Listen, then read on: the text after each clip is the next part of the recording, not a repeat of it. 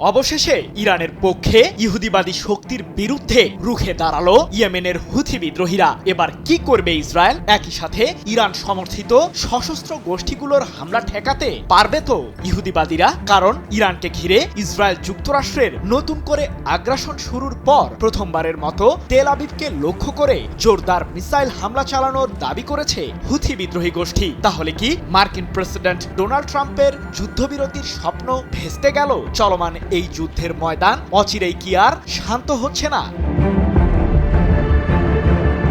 ইরানকে ঘায়েল করতে সব ধরনের যুদ্ধ প্রস্তুতি সেরেছিল যুক্তরাষ্ট্র ও ইসরায়েল, কিন্তু তেহরানের পাল্টা প্রতিরোধের মুখে এখন প্রায় নাস্তানাবুদ অবস্থা ইহুদিবাদীদের। যুদ্ধের ময়দানে কুলকিনারা না পেয়ে ইরানের উদ্দেশ্যে 15 দফার একটি শান্তি চুক্তির প্রস্তাব দিয়েছেন ট্রাম্প। যদিও মার্কিন প্রেসিডেন্টের যুদ্ধবিরতির সেই প্রস্তাবের তোয়াক্কাই করেনি তেহরান। উল্টো মধ্যপ্রাচ্যে থাকা মার্কিন সামরিক বাহিনীর সদস্যদের খুঁজে বের করে তাদের বিরুদ্ধে হামলা চালানোর অঙ্গীকারে অটল ইরানের সশস্ত্র বাহিনী।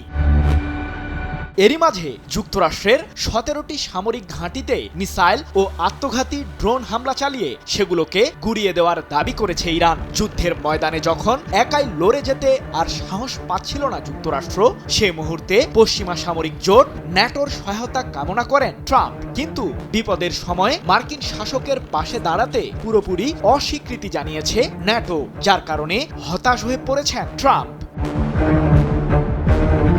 ইহুদিবাদীদের দুঃখের এই ভার যেন বেড়েই চলেছে, কারণ ইরানকে সাহায্যে এবার যুদ্ধের ময়দানে প্রবেশ করেছে ইয়েমেনের হুথি বিদ্রোহীরা। 1 মাস ধরে চলা এই যুদ্ধে প্রথমবারের মতো হুথিরাও ছুঁড়েছে ব্যালিস্টিক ক্ষেপণাস্ত্র, যার লক্ষ্য ছিল ইসরায়েলের সামরিক ঘাঁটি ভেদ করা। 28 মার্চ এক প্রতিবেদনে বিষয়টি নিশ্চিত করেছে ব্রিটিশ বার্তা সংস্থা রয়টার্স।